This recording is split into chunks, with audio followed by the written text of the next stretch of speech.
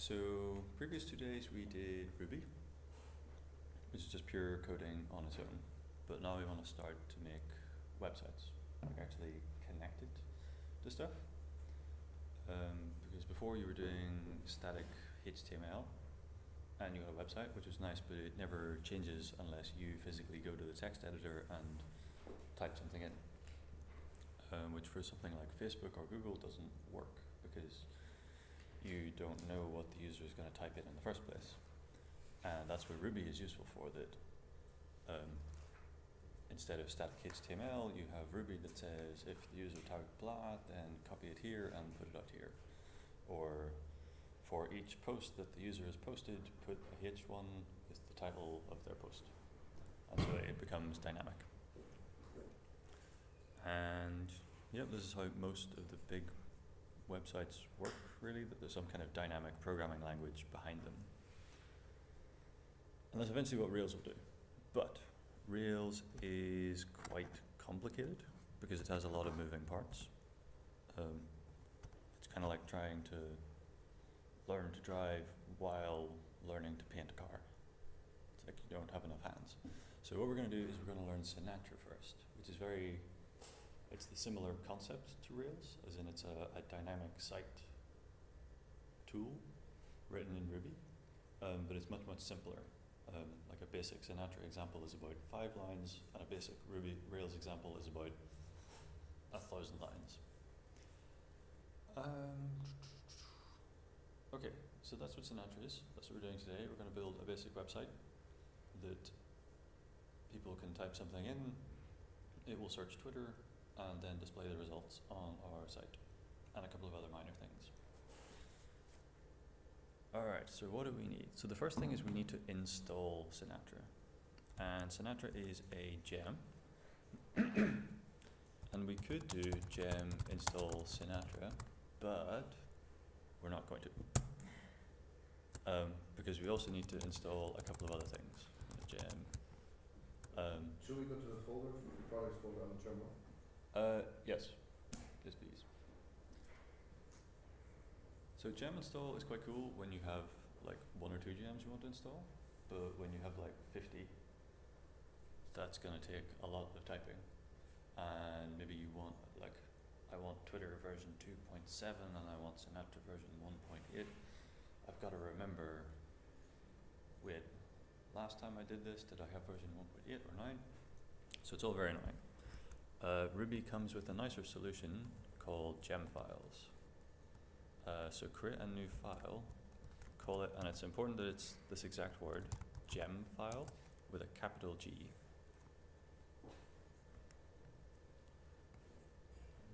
And what we can do in this is list all of the gems that we want to install, which in this case is only going to be 3. But if we had 50, actually I can just demo that.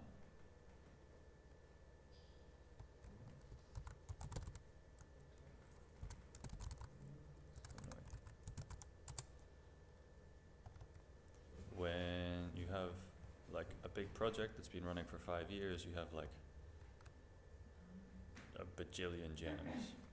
So you could do gem install blah blah blah for each of these, but it would take all day. So right now we only want to have 3 gems. Gem Sinatra dash contrib, and gem Twitter.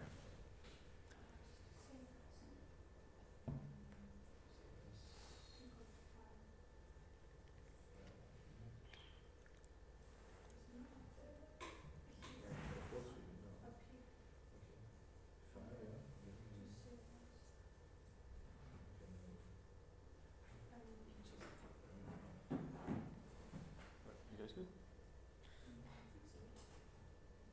This should also be in, of course, not Yep. No, it shouldn't actually be RB.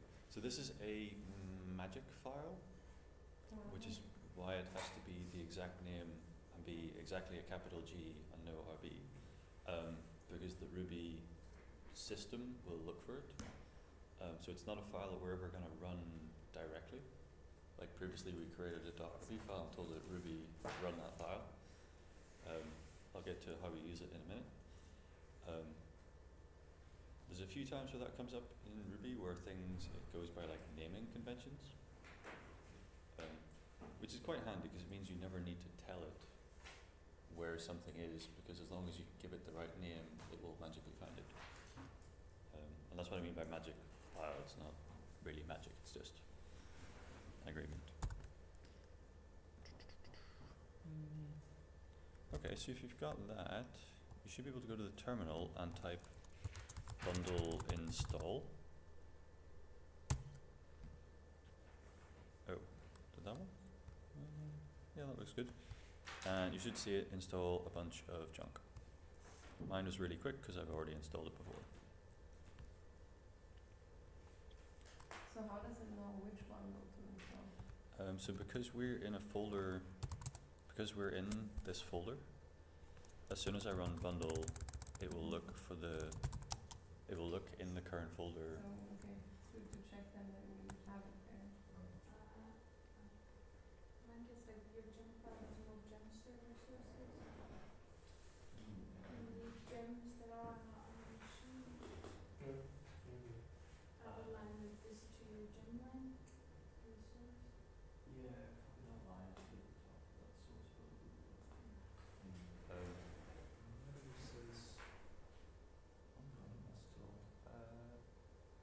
Did you save the jump file? Maybe not. So we get save. Really? This just says command not found for bundle install.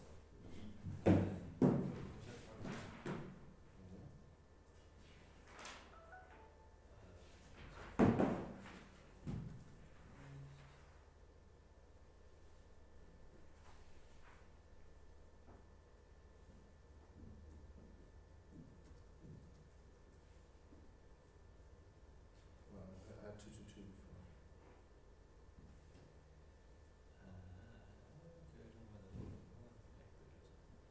Should we switch to 222 or 22? No, that's fine.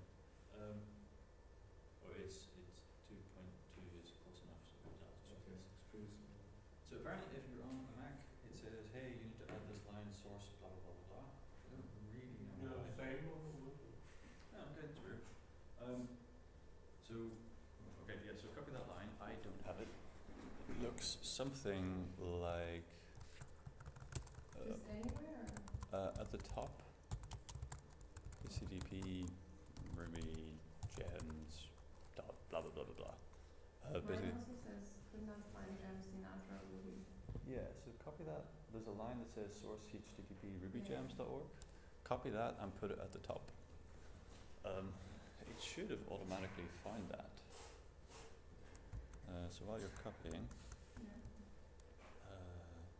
Interesting. And then around there? Yep.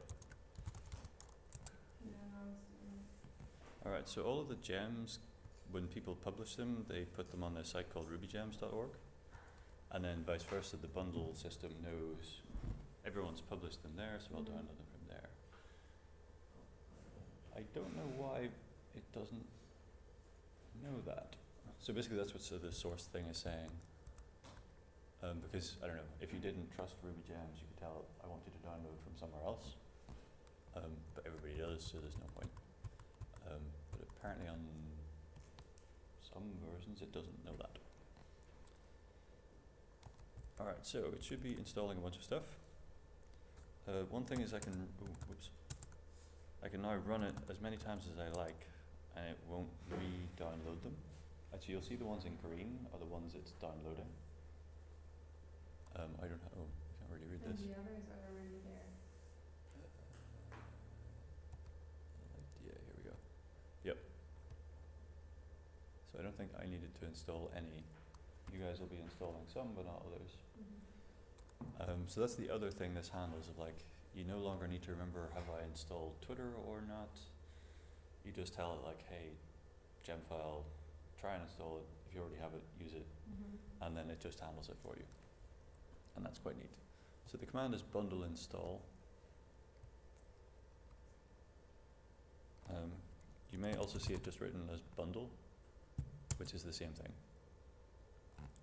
It's just a shortcut.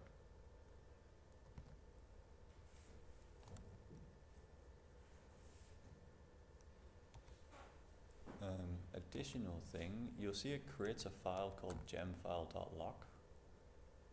Basically, never touch that.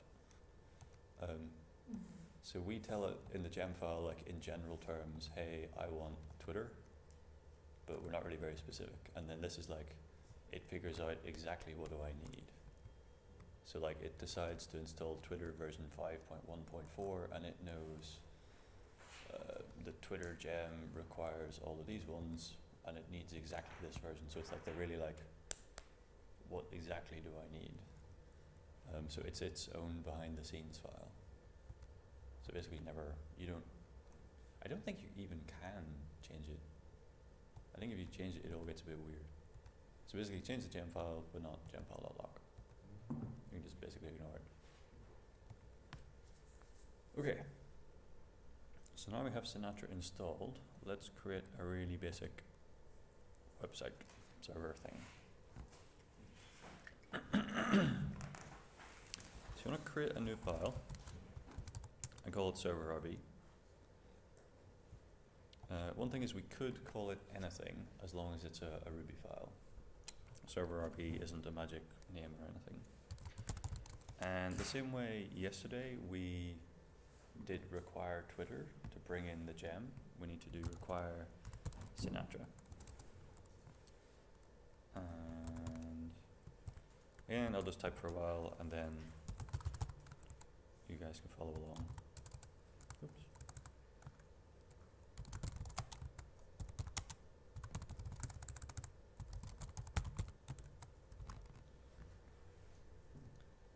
Okay, I'll just check mine's working.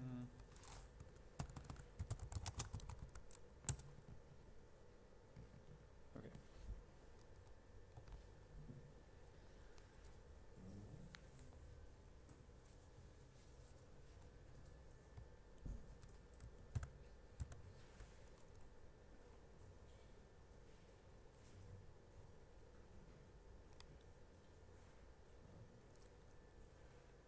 Actually, I guess brackets after the do, it automatically looks like we're yeah, it's autocomplete gets too enthusiastic, so you could just delete them.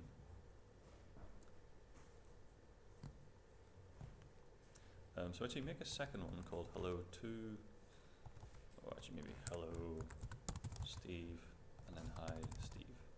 So once you finish the first one, just copy paste and change it.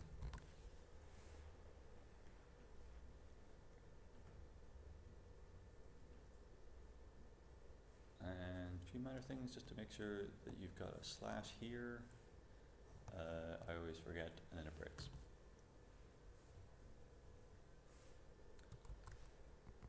Okay, so if you've got that,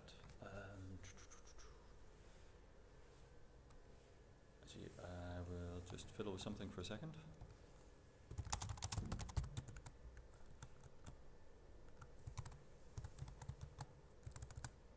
So you guys don't follow this. Okay, whatever, H1.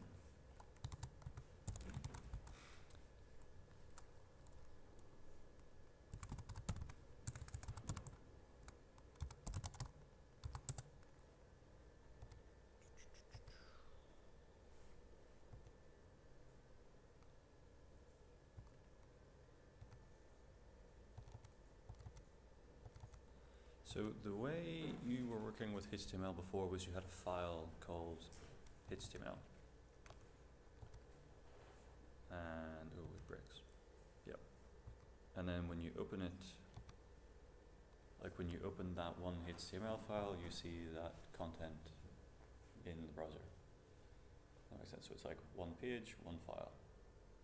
And it's like one-to-one, like if you want 2 pages, you have 2 files.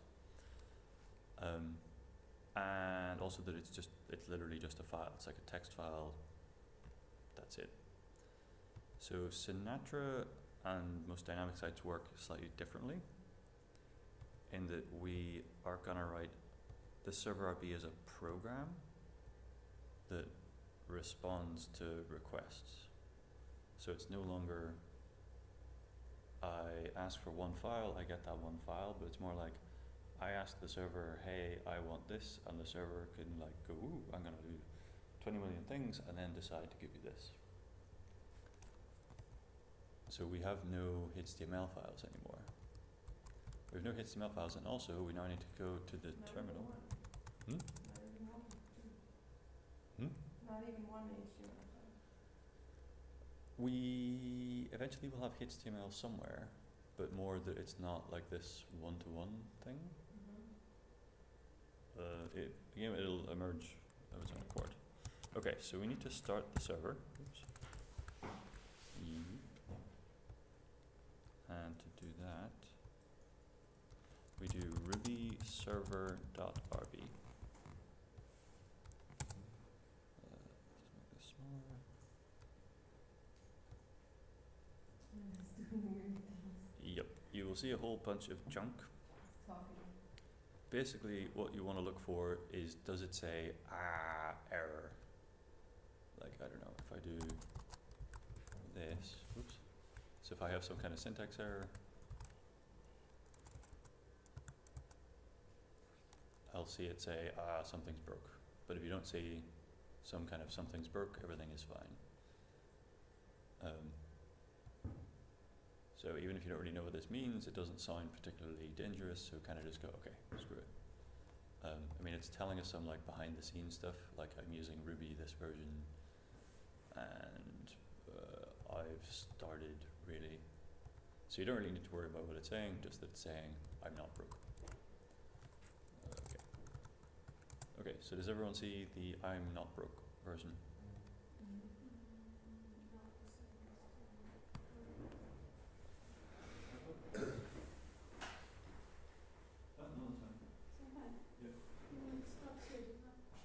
Yes, because it's now waiting for us to ask for a page. One thing in the big mishmash is this 4567 number, which we're going to need in a second. Where do I go? So go to a browser and go to localhost colon 4567 slash hello.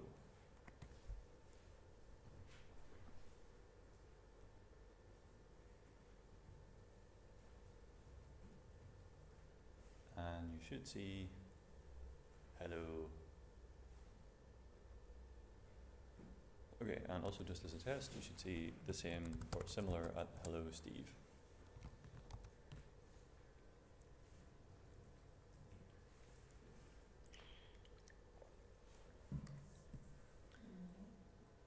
Oh, it's saying it doesn't. Let me just check your file. Oh, it needs to be hello underscore Steve. And you also need to kill the server and restart. We'll come back to that in a second. So just Control C. Control C. Yep. It says funny things when you do that. Yeah, the whole of Sinatra is, It's like they're trying to be funny. yeah, like Frank Sinatra themed. Oh, that's So Frank Sinatra doesn't know this, did he? yeah, that's okay. No message there.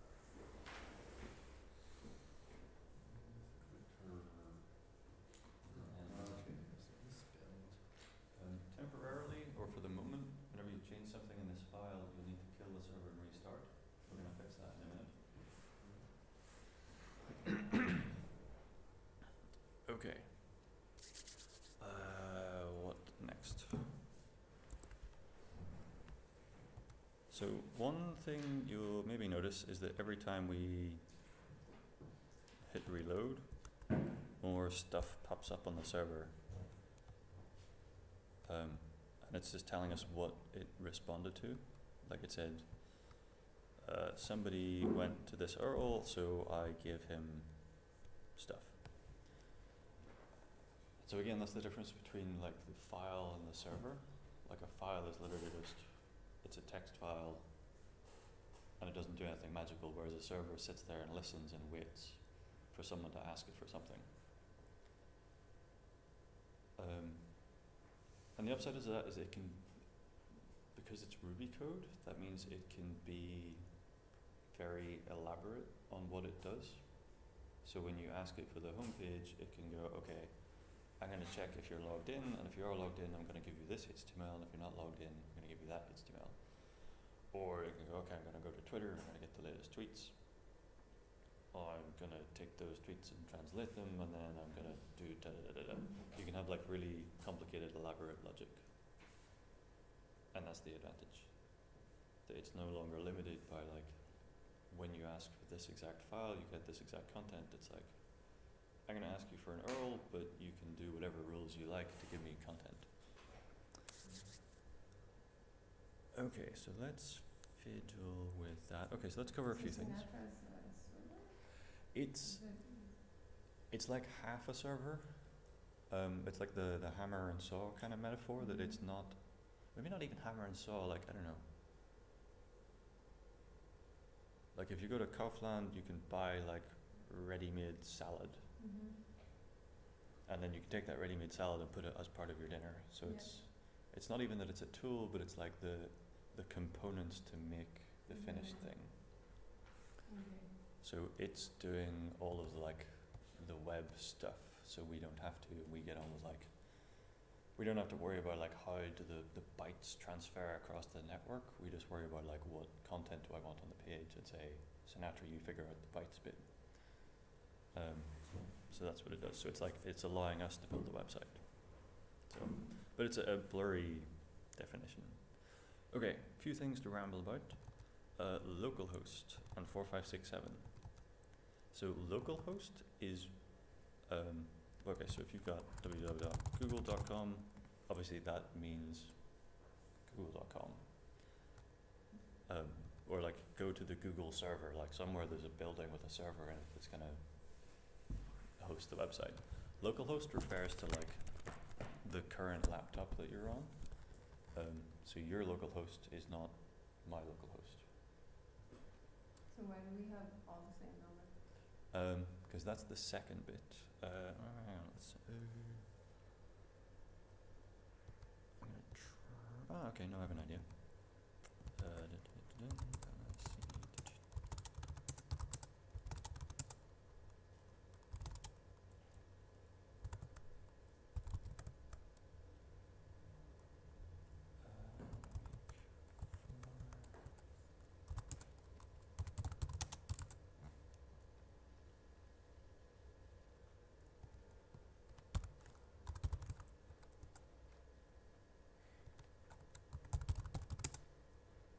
Okay, so I, in a second terminal tab, just started a Rails server running. So now I'm running two websites on my computer. And I need to be able to, so they're both on localhost, but I need to be able to access them differently. And so each like server runs on a different port. So you can have as many ports as you like, I don't know, up to 10,000 or something. Where am I going with that? Yeah, so basically if you have a server, it runs on a port. Google.com. Oops. The reason why you don't normally see it is that so both the browsers and web servers know that port 80 is the default. Oh, actually it even removes it. So google.de and google.de port 80 are the same thing, because 80 is normally the default port. So you don't normally see it, but it is technically there. The default for Google. For all websites. So I thought each server was different for it. Um, Okay, maybe it's complicated. if you're running,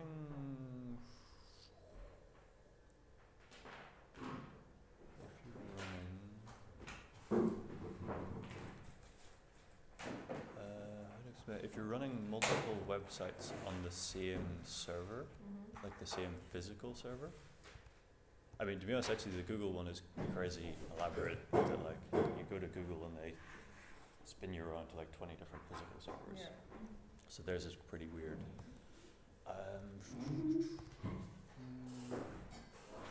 Yeah, I think it's that. I think it's just if I had localhost, it wouldn't know which of the two servers that I'm running. So one is like a bloggy type, tiny bloggy thing, and one is R1. It wouldn't know. Mm-hmm. So it's just a way of telling it. And when Sinatra starts, it says, I started on port 5567. And when Rail started, where did it say? Oh yeah, here we go. It says I started on port 3000. And those are just arbitrary numbers. You can pick anything. Or as long as you can tell the application to start on anything. Again, that's one of those like not so important ones. It kind of, you'll get it out of just by using it, you'll figure out what it means. I don't worry about too much about this. Basically they've used a trick to hide it, but they are still running on a port. Okay. And next bit is an experiment. Oh. Now, how do you refresh the server if it's, Oh, so yeah, let's do that. Okay, so at the moment, just because of the way Sinatra works, hello everybody, I am different. So if I change something in here, oops, it doesn't change. What's happened? The reason being in this specific case, Sinatra only reads the server RB when it first loads, and then just goes, okay, well now I know what the site's supposed to be. I'm not going to look at this, the RB file again. So if we change it, it's already loaded it. It doesn't reread it, which is annoying for us, but it's technically normal. Like if you're actually running a website, normally you run it and then you just leave it running for a year. But conveniently, there is require Sinatra /reloader. Give me 2 seconds. I just need to look something up. Yep. So it's Sinatra /reloader. it's already installed? Yep. We installed it. It's part of the contrib thing. And that's an extra tool that will watch for the reload, like watch and see if we've changed the file and then tell Sinatra, hey, reload everything. So once you've done that, you can kill the server, restart it, and from now on we don't need to restart it unless we do anything really crazy. Okay, but you do need to restart. We do, because until we add the reloader thing, it's still stuck in the not reloading mode.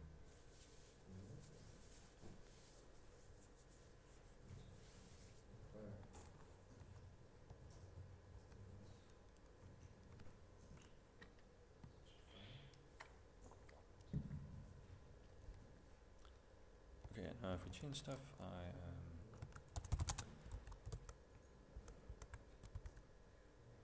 if you change stuff, you should see it immediately kick in. Everybody doing that? Oh no. It says, cannot load such a file. It's not really there. Requires.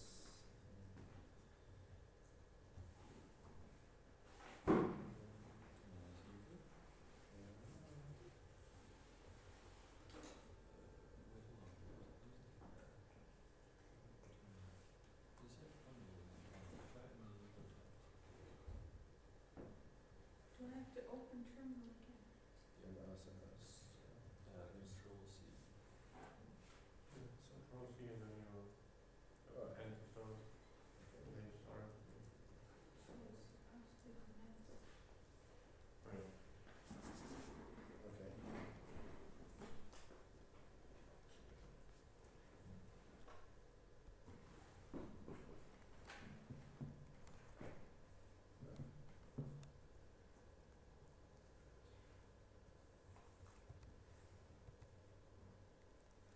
Okay. Okay, so everybody back on track? Mm-hmm. Alright, so the next bit is an experiment. it depends on how the network is set up here.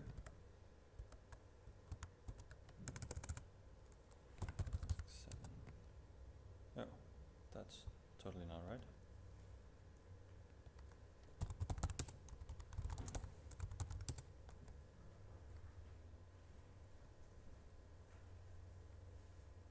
Ethernet.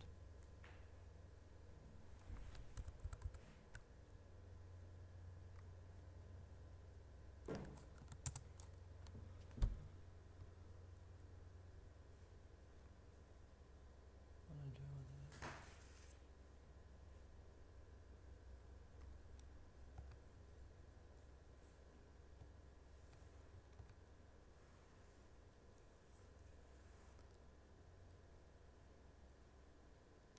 Well, that is strange.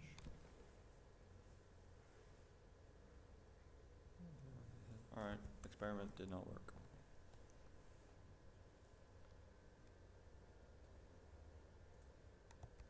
Well, okay, let's do something crazy.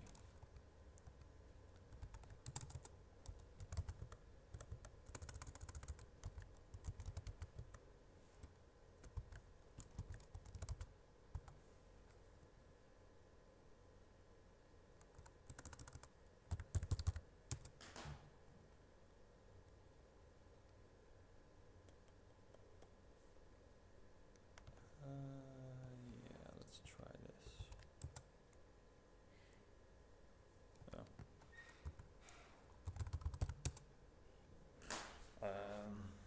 Oh wait, sorry. Okay, so I was trying to do something and it didn't really work. So, in theory, so this is my IP address on my computer. In theory, if you go to that, you should be able to see this, or this actually. I don't know. Something is not working with the network, maybe my firewall, I'm not really sure. How do we find out our IP address? Well, actually, if you're on the terminal, you can type, oh, where did it go? ifconfig? Oh, maybe. You might want to open a new terminal. Oh, okay. That's a good point. So whenever you're running Sinatra, it kind of, you can't do anything else with that terminal, so just open a new tab. If you're on a Mac, you can fiddle around with the network thing. And then?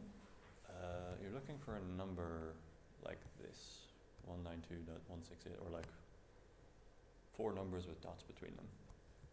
Should I write ifconfig? Yes, with no spaces. Let's just try that. Yep. This one.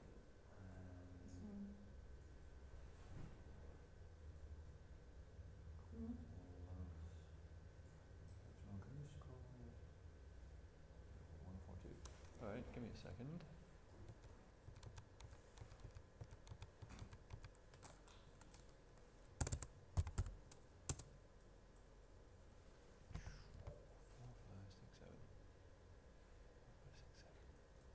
Alright, actually, I'm not really. Yeah, it's a bit complicated, so maybe let's not get right into it.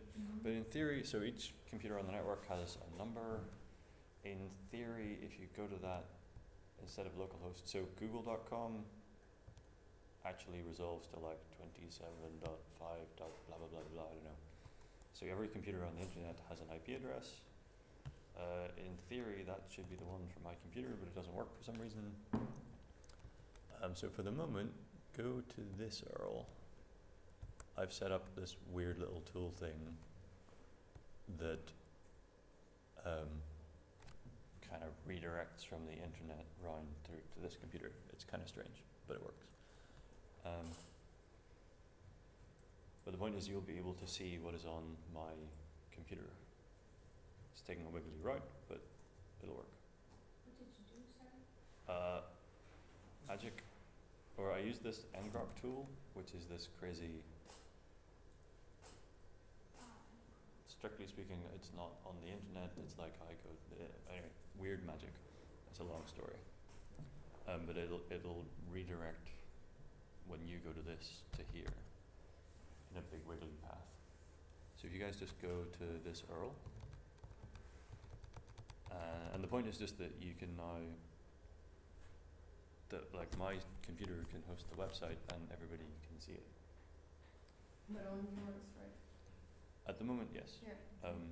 But only because of the way this Angrok thing works. Or the way you configure this is like, there's a million different ways of doing it, and that also means you're free to do it however way you want. So like Google has a crazy elaborate thing that they have tens of thousands of physical servers, so everybody goes to google.com, but they get assigned a different server just for speed. So it's big and elaborate, but the point is computer. Yeah, so like a website, it's just a normal computer, but like in a warehouse. It's running a program, in this case Sinatra, but it could be 101 different things. And that program sits and listens until somebody asks for an URL. Yeah, okay, you can even see it knows what domain you're coming from. Somebody asks for the URL, hello, and it goes, oh, okay, yep, that's me. And it gives back a result. And so that's like the summary form of how a website works in general. Obviously you need to make the logic of what it does per page more complicated, but that's the gist. Alright, any questions at that point? Nope. Cool. Alright, so let's start making it a bit fancier.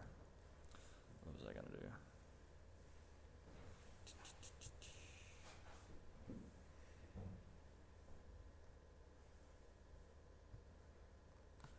Alright, so there was a question about HTML files. Oh, where's it gone? So, because I can put in, let's draw. I can put in HTML in here, and it will work, unless I've done the syntax wrong. But anyway. Yeah, you wrote it. So it works, but if I had something like with as much HTML as Amazon, actually let's do view page source. Like if I try and put all the HTML in here, this is going to be a horribly bad idea. Like this is just messy. Because now I've got like get hello and then blah. I've like mixed it all up. And if I have like 20 pages, this is gonna get insane. So what do we do? Oh, whoops, well we don't do that. So let's create another folder. In this case it is called views. And this is another like magic named folder. It has to be called exactly views and has to be in the same directory as server.rb. Another folder you said? Yep. And in it, create a file called, what do we call it? Homepage.erb.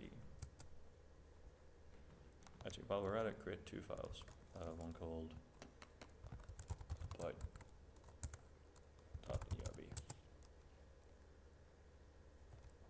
And into homepage, put like h1, I am the homepage.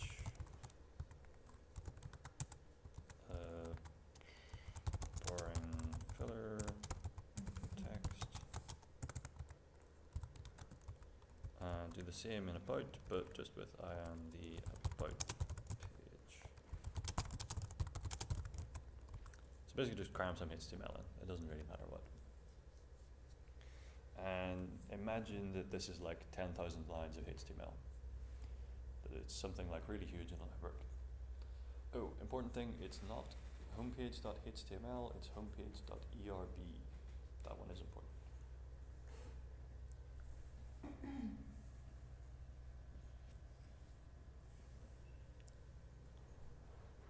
And I'll explain what the ERB stands for in a little bit.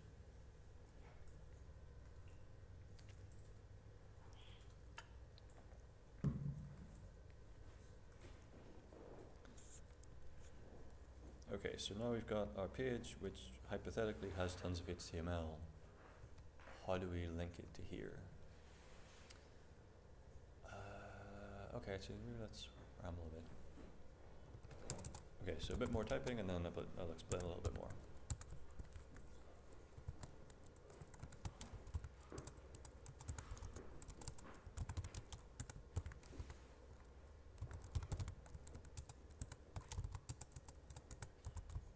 So we want get blah blah blah, do end, get blah blah blah, do end.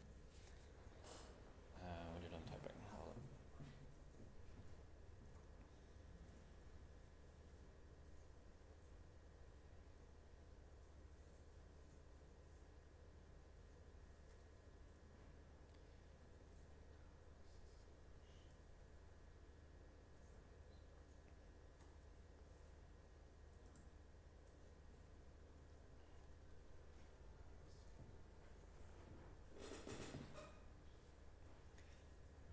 so again with Sinatra, it's different from the previous style was you had like one HTML file and that was one page. And that when you ask for that one page, you get that one file. What Sinatra does is more like, oh, not this.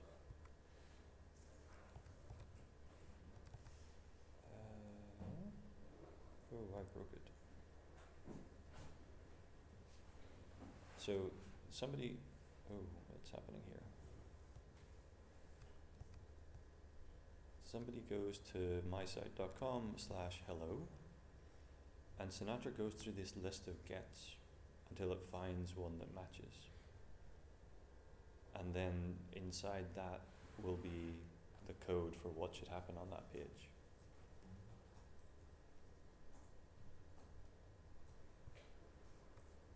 And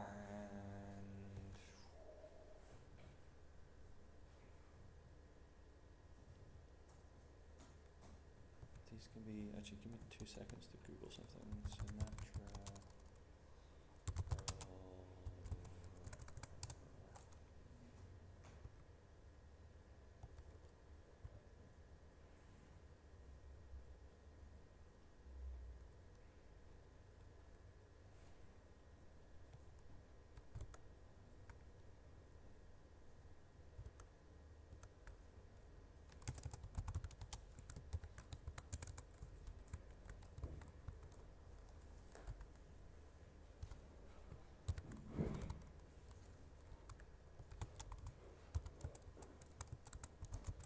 So don't type this one, I'm just going to do a crazy example.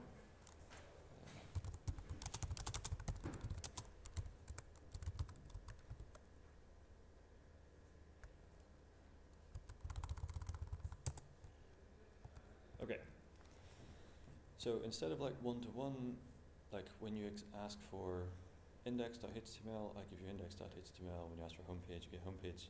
Sinatra can get really like, you kind of give it like patterns to look for.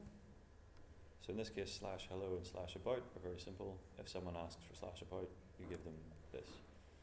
But you can also go nuts if you have some weird like rules for your site.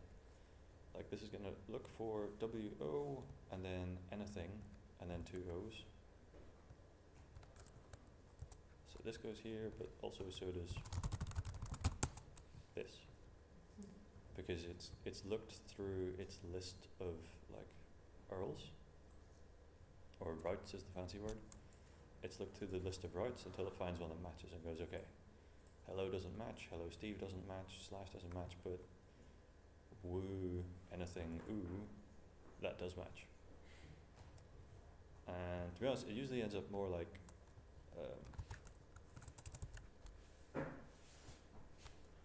users /star/ comments / sorry, this is someone's comment. So now I can do hopefully user /Steve /comments /1. So I don't have to have like a folder structure, or like with individual files I would like be fixed to the folder structure that the files are in, but this I can get quite elaborate. Or I can have like multiple URLs going to the same thing. Replies. This is also someone's comment. So I could have, if I wanted the same page but on 2 different URLs, I could do that. Because I can do whatever I like, whatever crazy Ruby stuff inside this. Okay, but these ones were a bit nuts, so let's get rid of them.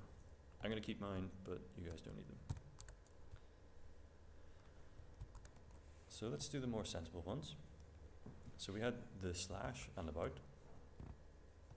Right now if I go to this, well actually it's blank. So I want to go to the home page and I want something here. And in this case, it's matching this. So I could do return homepage. And now I do get some content, but it's still not very useful. What is much more fun is if I tell it, hey, I made that template a minute ago with HTML in it. Can you go and find that ERB template for me and give that back? And now I get that template.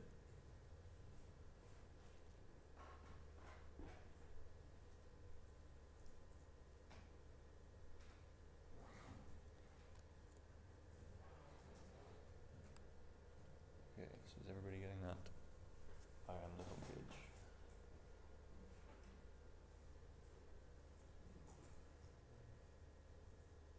On our local host. So yeah, when you just go to 4567 and then slash nothing, you should see it. Alright, and also for laugh, copy and paste that down to about, but change it to about.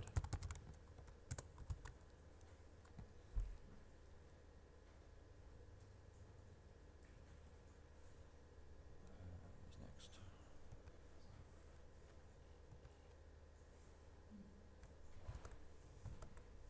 Oops. Okay, so now we've got HTML files, but we haven't really gained so much. Like we've got some neat tricks with the URLs, but to be honest it's still the same as the original, just having a file.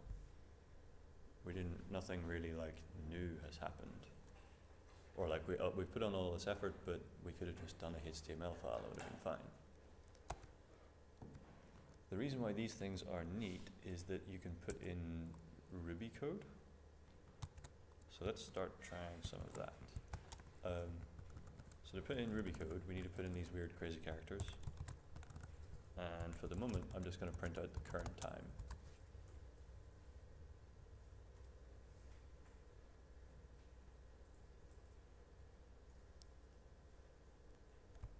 So if that works, and you go to the home page, you should see the time in a not very easy to read way.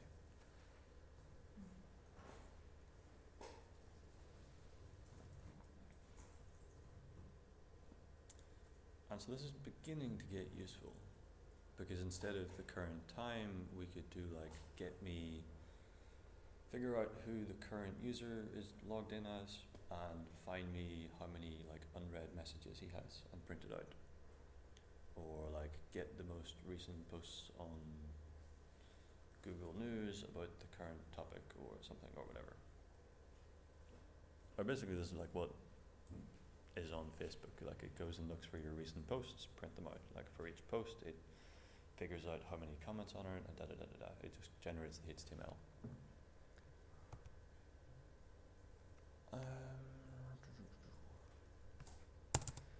So okay, time.now, still not very useful. Let's do div, so I'm going to create some HTML. So we can mix HTML and Ruby. Yes. Documents.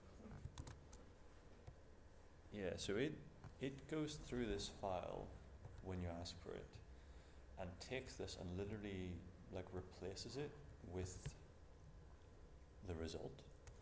So by the time it gets to the browser, it's like it was never Ruby. That if you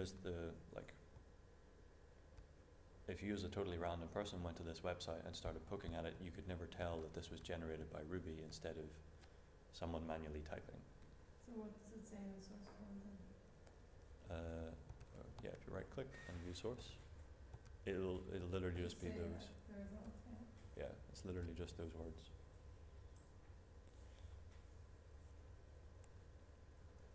It'll take a bit of practice to get used to jumping in and out of that Ruby thing.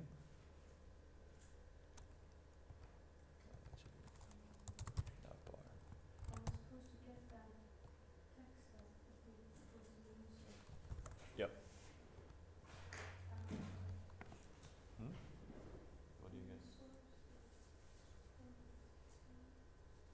if you nothing.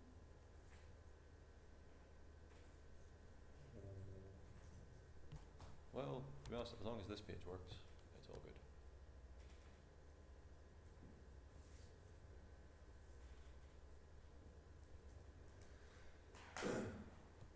Okay, but let's jump into the next cool thing about this because, okay, so I'll type for a bit and then again I'll come back and explain. So, I don't know. Hey, href equals slash.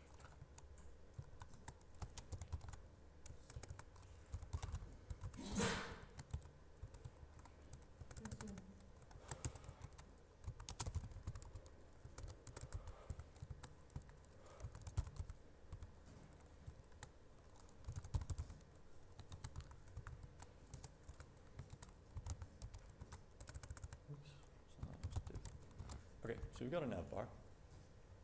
Very normal, just a couple of links. And it's on the home page.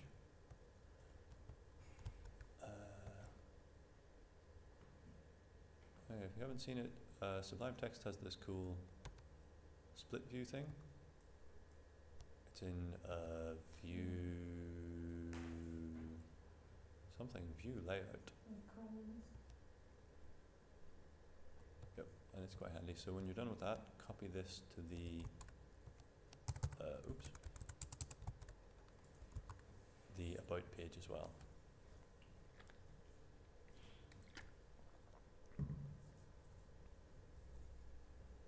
And just give it a quick test. On page about.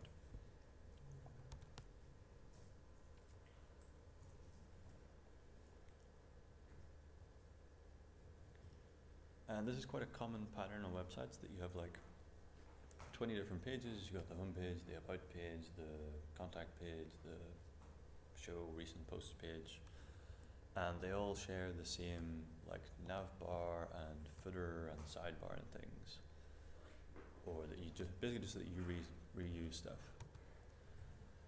But the problem is if it's in the file and I change this to be like the about page, now I've got to go back up here and go the about page, and that's irritating. Or I make mistakes that like, I get it working on 50 of the pages, but on page 51 I make a typo and now the about page doesn't work. What would be much cooler is if we could do it like a function to pull this out somewhere else. Because especially if you imagine you've got literally 100 pages and you have to copy and paste this every time, it's really annoying. I can create a new one, so if you guys do this as well, a new file called navbar.erb. Oh. In the view folder? Yep, in the view folder. And copy that content to it.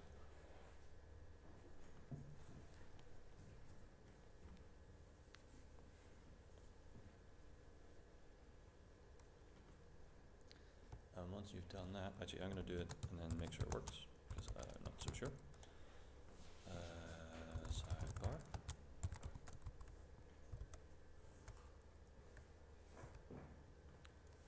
Crap, what did I do wrong? Okay, give me just a minute.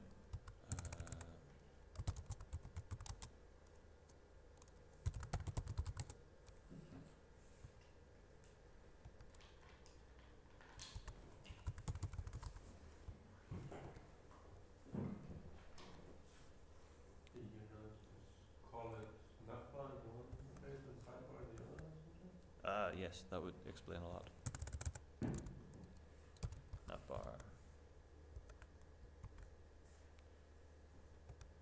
Okay, cool, works. Yes, so obvious point, make sure you call it the same thing as the file name or it doesn't work. So now in about.erb, we can replace the navbar bit with erb:navbar. Let's get this down here, and the same on the home page.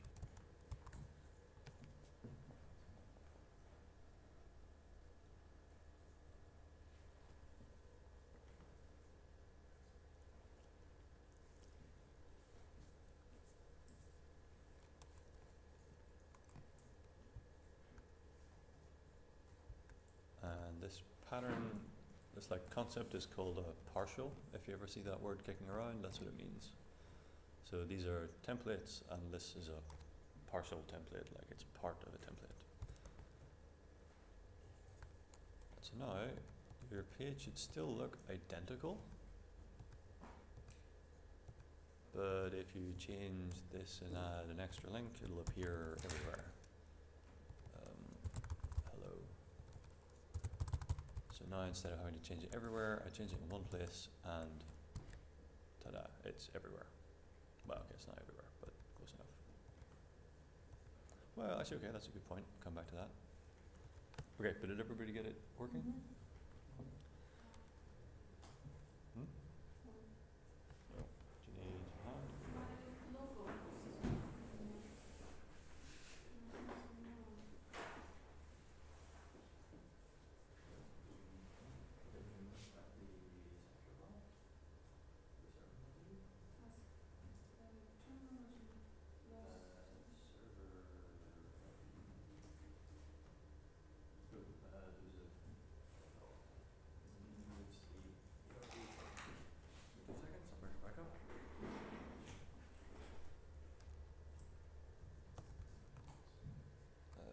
I think you're missing these bits.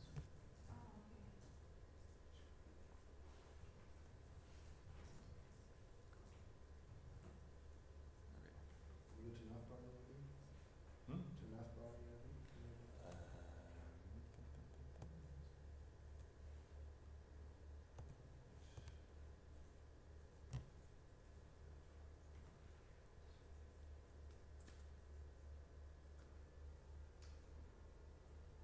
Okay,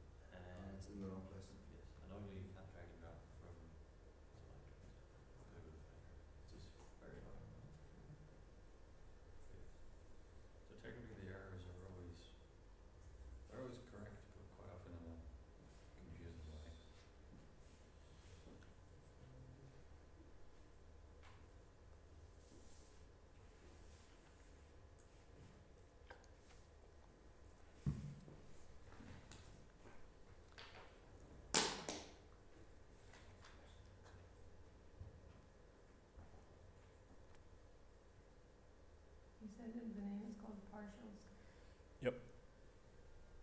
For these for like, it'll be creating these things.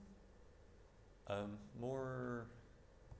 It'll come up. Well, it's used. The word is used more in Rails later. Mm-hmm. It is like, so the home page is a page, so it's like a full page. Yeah. Whereas like navbar is part of a page, so it's like partial. Okay.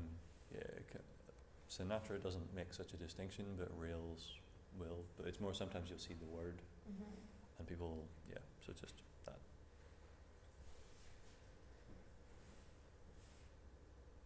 Okay, everybody. You guys still need one now? If I push about on the localhost, should I get the about page up? So I still get the home page. I suspect. Could you do that? The link is on the front page.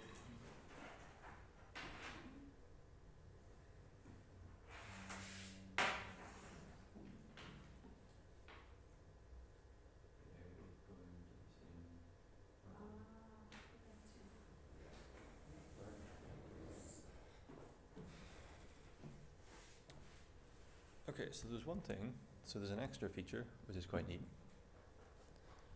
and I kind of conveniently came across a good example.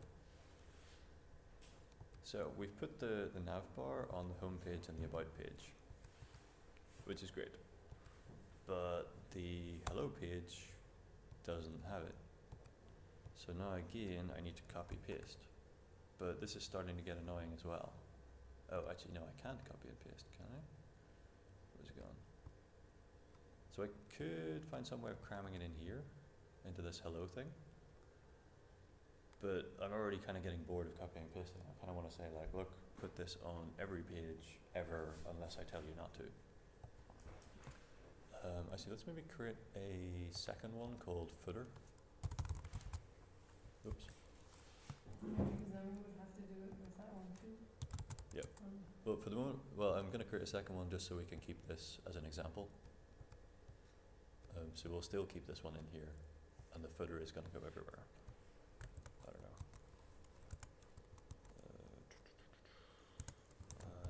BR.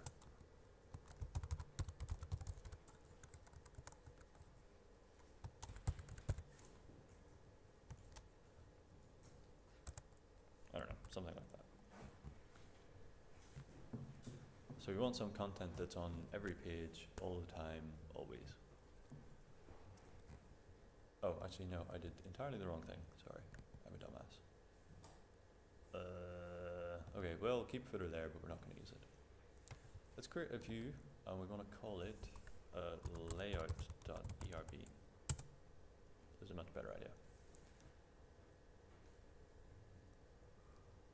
And I'm going to type for a bit. You guys don't need to, because we're supposed to have all this like HTML, head, style, blah blah blah blah blah, slash head, slash body, and down the bottom the same. So we're supposed to have all of this, and like we want to put all our CSS styles and our JavaScript. Let's put a title as well. Title, site. So again, we're hitting this problem of like we have stuff that we want to repeat. So we should put it in about as well, but that's getting annoying. And we could put it in another partial and do the same thing, ERB, like HTML header. But again, it would be very repetitive because every page on the site needs it, so it's unlikely we're ever going to have a page that doesn't need it. So, conveniently, Sinatra comes to the rescue again. This layout file is a magic file. Again, let's just put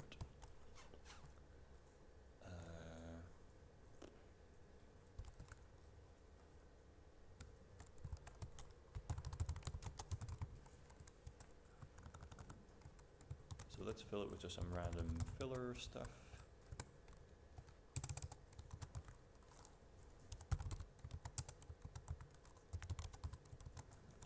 important one is gonna be this bit, yield. Oh, I'm just gonna check mine works, then I'll come back. Oh.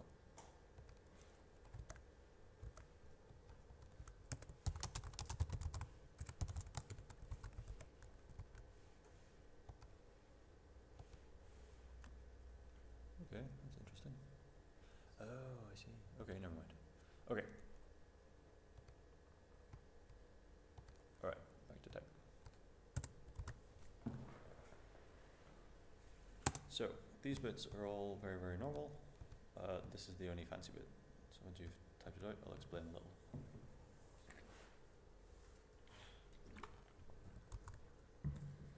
So yeah.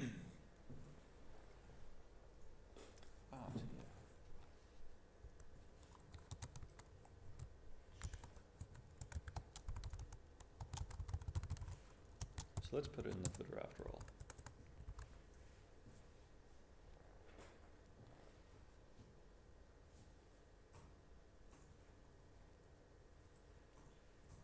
Just wondering, because you end the bottom twice, but you never actually started. Oh, because I'm dumb.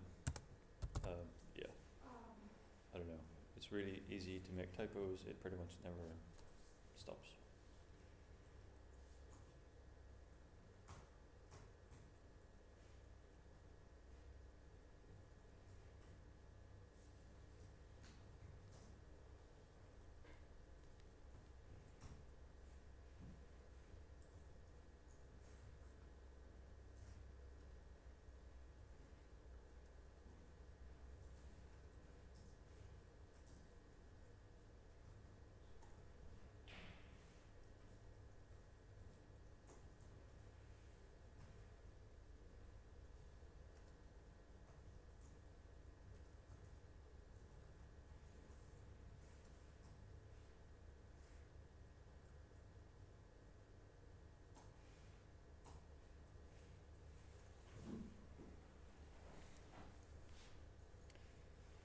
Okay, so this one is different in that it's back to front.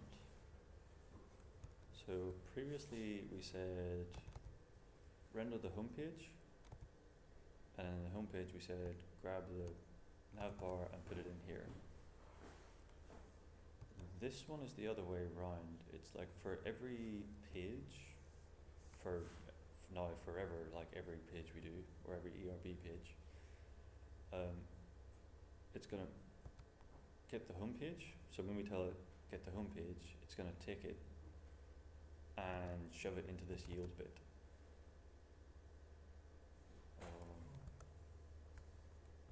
So it always ends up here. I might do a diagram for this actually.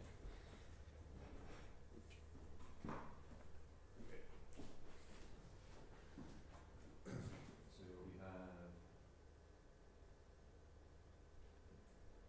home page. People have to see this.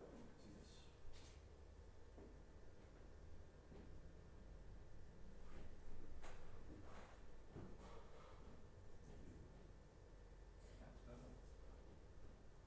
This is the layout.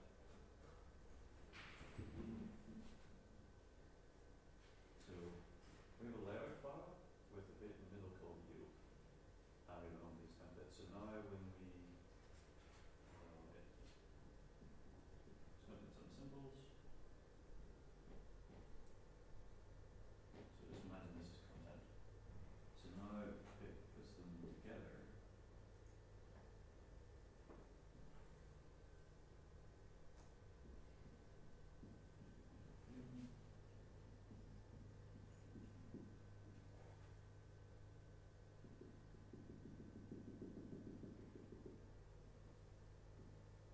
This is probably getting too complicated to actually read. So you put whatever's in the homepage in the whatever Yeah. other page. Yeah. So we are still only telling it I want the home page. But when we do that, it goes, okay, I get the home page, I'm gonna get the layout, and when I give you the whole thing back, I'm gonna combine the two. And it's literally as if you went to home page, copied and pasted the result, and put it in here yourself.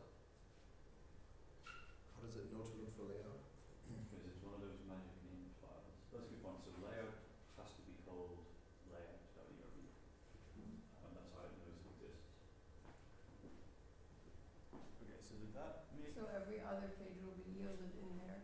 Yep. Okay, So if I go, so right now down here, I'm on the about page. not the other way around. Yep. Yeah, so I'm on the about page. Well, it's this kind of like nesting thing. Okay, anyway, so, got confused there. Okay, so I'm on the about page. I see the copyright thing from the footer. I go to the home page. I still see the same thing, and this is still red. Because both times it's wrapped in this. Oh yeah, and they're both my cool site. So they're both pulling the title and the style.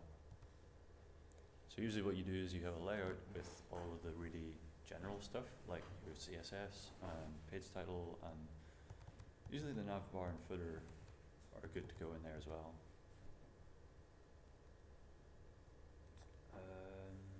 Yep. So it's quite handy. And that means again, you can make everything much tidier. Because when you have like 50 files and there's stuff moving everywhere, instead of repeating everything 100 times, you just put it in this individual file. And that's very helpful. Okay, so does that bit make sense? Any questions? Alright. So where does the footer come from? We briefly created it and then got distracted. So it's still just a normal ERB file.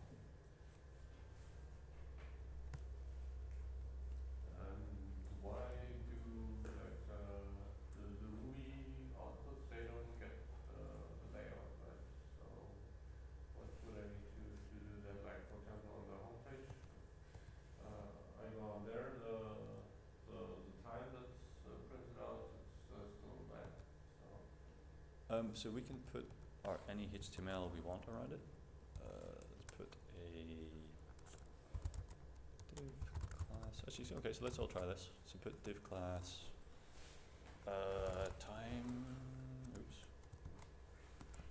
Around the time.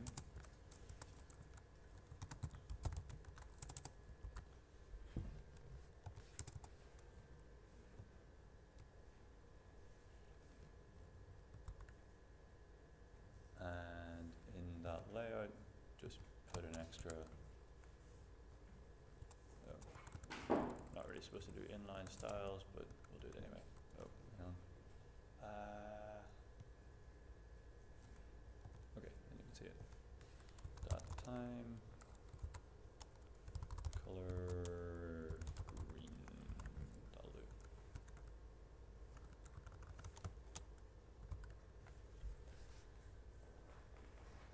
Okay, so when you want to mix this Ruby stuff with the like styling, this is kind of what I was mentioning earlier, that like this bit will get replaced with text, and then at that point we're back into normal land. So when I reload this and I do view source, like it, as far as the CSS is concerned, it never was Ruby in the first place. It never knows that this div class gets printed out, then it prints out some text, and then an end div. I don't know, it's a bit of a strange concept to wrap your head around. In the end, the style, will we not just reference the style sheet then? Yep. This part? Yep, totally. I'm just being lazy at the moment. Okay, but not in, it will be in the style section maybe, of the layout.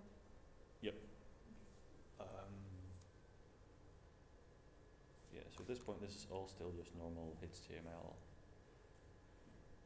And I think that's the thing, it's like you need to mix up the Ruby stuff with the HTML so that by the time it gets to the browser it looks like normal HTML, is the kind of fuzzy answer.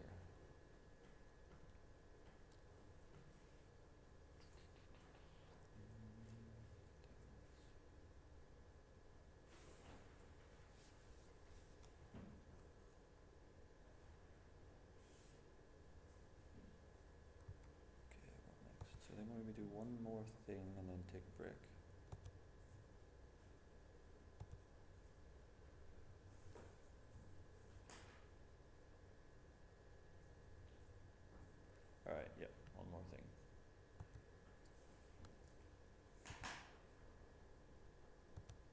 let's jump back to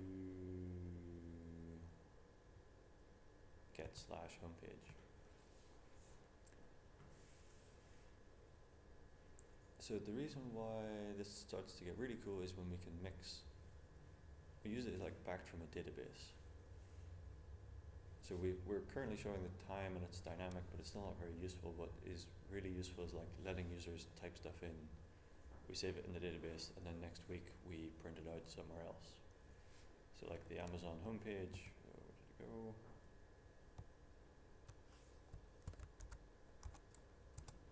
Is all backed by a database. Like they've stored, somewhere they have a big humongous list of all of the cameras.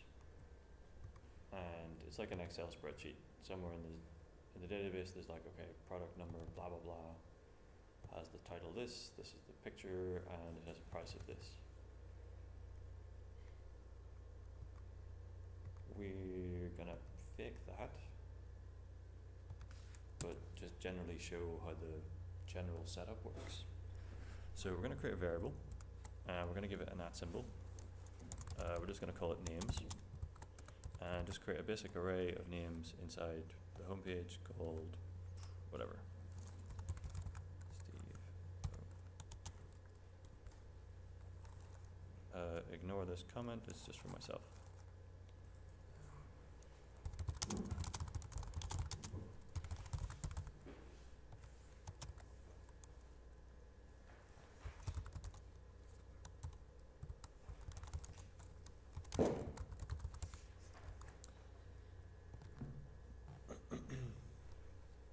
Okay, so we've created an array.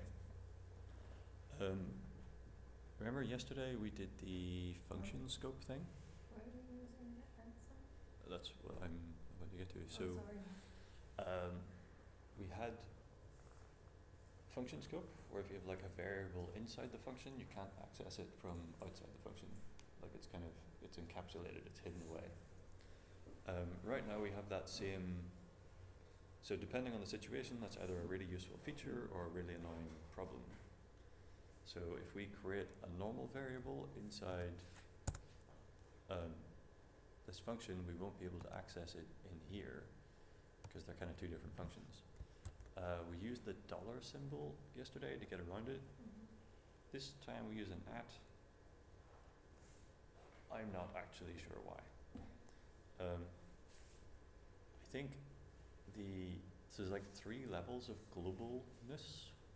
I think the @ is the first level. The $ is like, so I think the @ means it's global to this and everything to do with it. I think the $ is like, it's global to everybody, almost everywhere. And $2 is like, nope, everybody everywhere can see it. I wouldn't overly worry about it because you don't use it very often. You normally only ever use the @ and you use the @ because the documentation says use the @. So basically just to know it makes it like available to other things is the important bit. And I've done an array, but I imagine this came from a database. We just don't have time to do the database bit, so just use your imagination.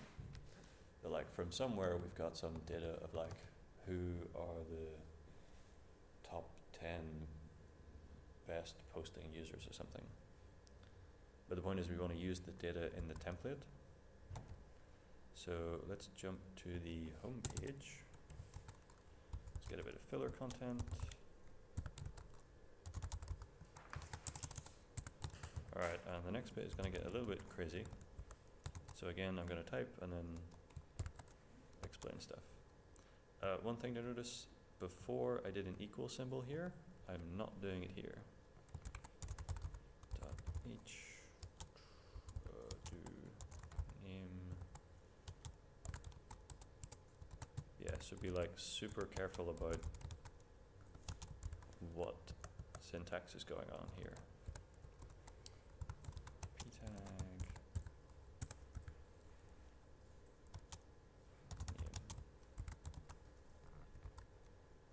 Oops.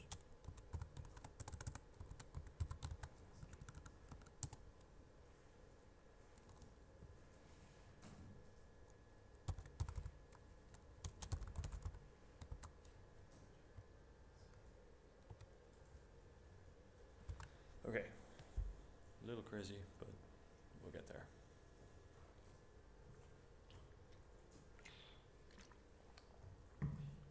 So you notice it's very, very similar to the each we used yesterday, but there's little differences because now it's in the ERB thing. Oh, and this time I did use an equal here.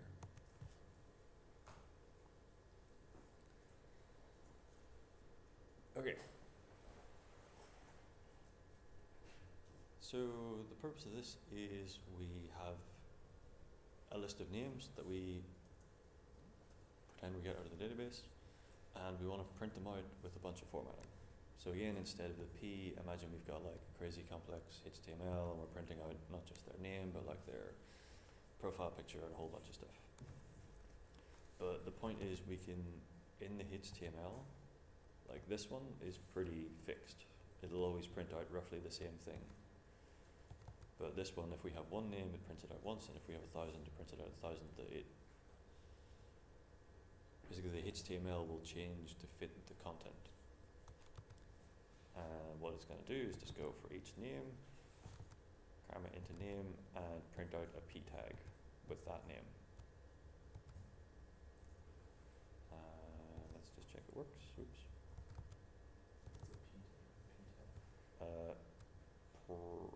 Paragraph. It's too big.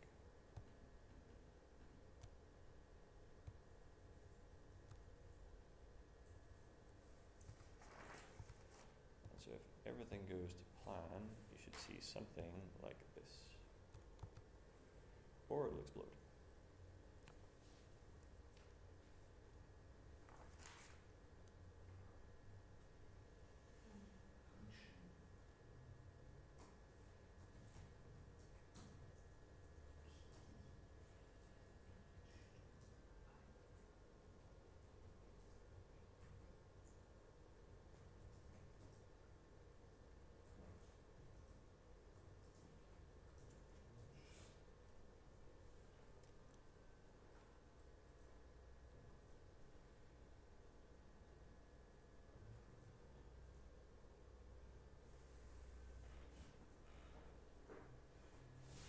Right. Does anybody need a hand? Oh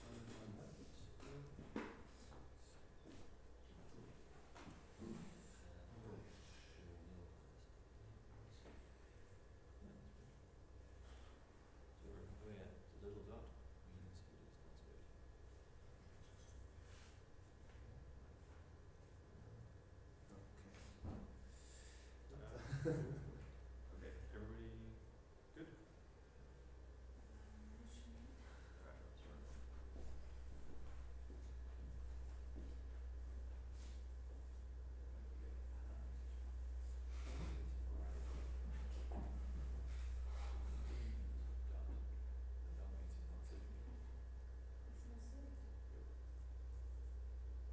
everybody good? Alright, let's run. So why do we have to put it where it is? Hold on, I just want a second to write a note.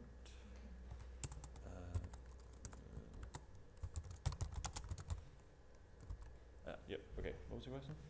Why do we, I don't understand the positioning of what we did. Like why did we put the array into the server file? That I will demonstrate in, let's find an example. Like why would we need to put it there? Like, how does the computer read it? No, wait, this isn't right. I have too many things open.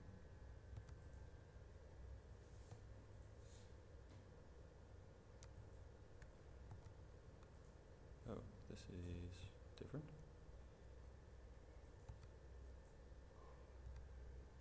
Well, okay. So the idea is you want to split your code, like your logic code, from your HTML. Where am I looking? So say I wanted to use the Twitter thing we had before. I could do this.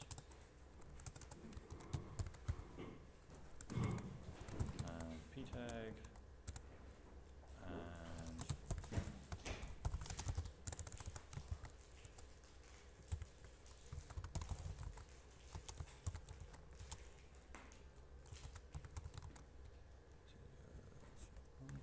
so I could do this of putting the Ruby code for Twitter into the ERB file, and it would technically work, but now there's a big mishmash that I've got, like, which bit is HTML. Actually, let's copy the other one as well.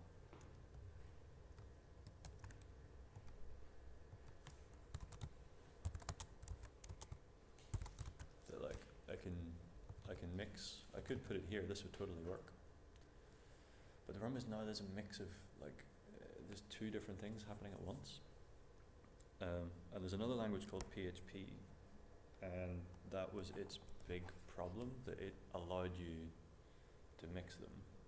So everybody did, and you ended up, instead of like a nicely tidy thing with an about page and a footer and a server RP, people would just have like, yeah, it'd be like website.php, and it's 20,000 lines long, and there's HTML everywhere, and there's code, and it just gets really messy.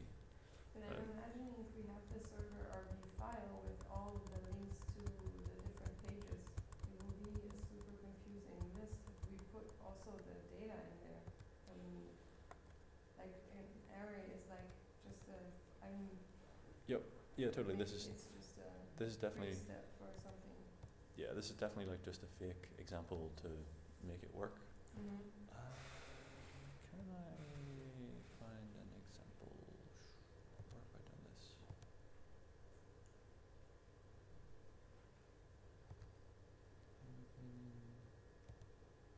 This is from something else. It's a little different.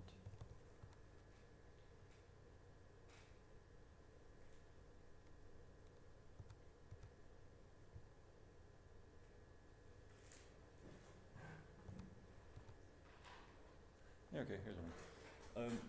So I have, it's a thing, you can send suggestions. Mm-hmm. So this is Rails, so it's a little bit different, but the general setup is the same. So at the end of this create, I want to render a page, but first I want to do some code of like, create a new suggestion, if they save it, send a mail, and then render stuff. And what in this one I've done is, I'm only really like, I've made sure all the big code is elsewhere. So like notification mailer. So, oops. Crap. So I've said, I want to send an email, notification mailer, new suggestion, but that's all in another file. Notification mailer, new suggestion. And there's where the big chunk of code is. And the same applies to suggestion new and suggestion save and the URL stuff. So what you usually want to do is in this, like, these are called actions. In the action to, you actually don't, so actually you're kind of right, actually we don't want this here. Yeah. Because otherwise these do get quite long. Like I think I saw one a second ago. Like, do you have that kind of file too? Which one? That has a list of the pages, kind of? In Rails it gets a bit crazier. Okay. They're all split across. Okay. Because this is one example which is kind of not so good. It's already quite, there's a lot of stuff happening. So it makes it quite long. Actually, if you give me a second, I'll try and find something I wrote ages and ages and ages ago. I dare you. Idle library. Oh, I think I've lost it. I had some code from ages ago where it was really rubbish. Workspace. Where's my rubbish one? Test. Okay, I think I've lost it. I don't know. So there was a project I did the first time I was learning all this stuff, and the actions got like 30 lines long, and there'd be like 10 of them, and it was really horribly messy. So yes, quite often you, oh, it's all gone. Well, I guess there's multiple levels. So the first level is you don't want to have too much code in here, because you'll start to get confused on what is HTML and what is not. And the other level of tidiness is in these actions to have like also as little as possible, but not quite so strict. So like later on, what we're gonna do is, where is my Twitter thing? We're gonna have a Twitter search, but we're gonna put it all in a different file. So all the complicated Twitter thing goes on its own, and then inside here we're just like gathering the data. So I think actually that's usually how I think of it, that these actions are like, the action gathers the data ready for the template to figure out how it looks. But usually it should be gathering it from other people, like sources. The idea is, and the whole idea is called like, it has a very, very, very fancy word, what is it? Separation of presentation and something. Anyway, basically like you shouldn't be worrying, so this is like, it's like you figure out what is the content in one step, and the second step is how does it look. So for example, this, when I say get the tweet, this line is totally not where, okay, this one I've cheated. But let's find the other one then. And server RB is in charge of what is the content. Yes. What is it? Can I find the example? So like this one from our imaginary database, we're getting the data. But on neither of these lines do we say like, what color should it be? And then on the home page, I never worry where did it came from. Like I know I have the content, I'm gonna worry about how does it look like. And that's the tidiness split. The template worries about how does it look, and server RB should be like what is the raw data content. But that's it. You can't put anything anywhere. It's just it gets messy. Okay, we're gonna take a break. I want to show you one last thing.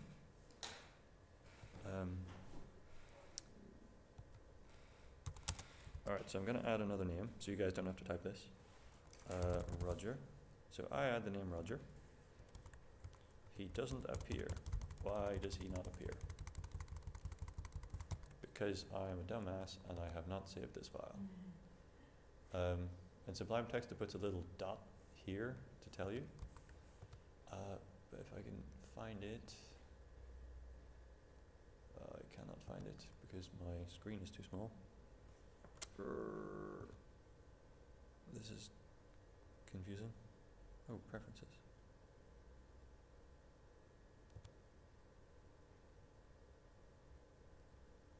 Yeah, actually, I have an idea. So, if you go to Slack, I'm going to paste in some settings, which are quite helpful,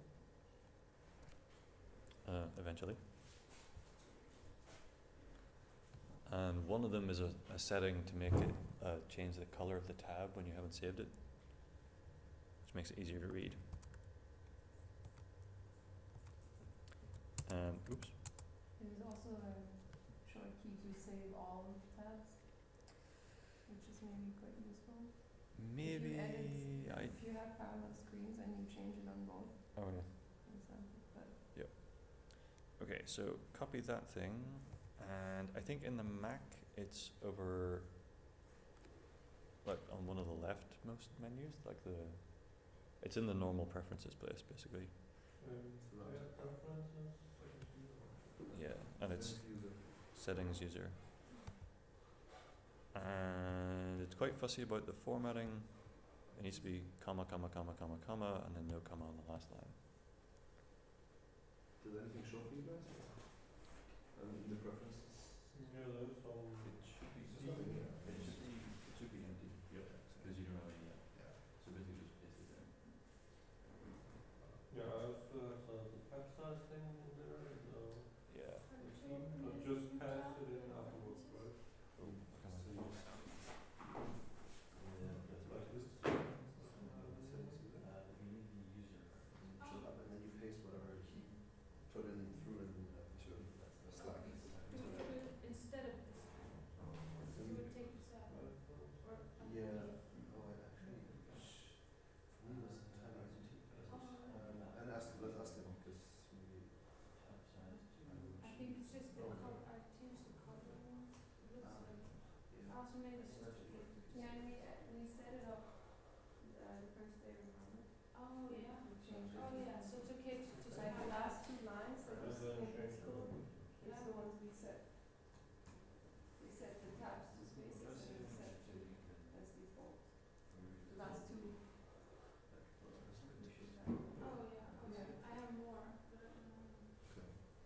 Sweet.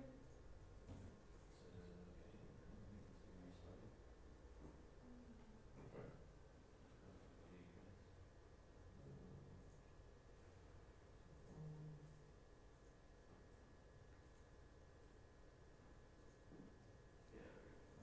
Okay, so did that work for anybody? Everybody? Wait. Explode. It's, I don't know why it does this. Oh, I think it needs a comma here. Yeah. When, how soon will it show? No, it didn't have a comma there. I think you might need to, sometimes it works in Yeah, between, it's just- sometimes you need to restart Sublime. Do I just add to the text that's already there? Well, that's handy. Put it between the curly brackets. So try changing server view and see what happens. Like just put in a random, like, change subject. Yep, there we go. Now it's orange.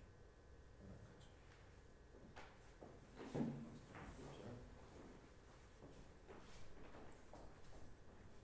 So basically I have these two numbers. So I need these two and I just add them here, which is kind of long. No, actually, no, that's alright. Insert a comma here and add a comma here. Yep. And then delete the bottom chunk. And here, try changing something in circle view. Type something random. Yeah, there we go. So now it's orange. Okay. What did we just change? Now the tab goes orange. The tab. Yeah, because that is, it will happen forever. It's incredibly annoying that you write some code, you spend 20 minutes trying to figure out why it doesn't work, and then you realize you didn't save it. Save it. Okay. So I think that's everything before we take a break.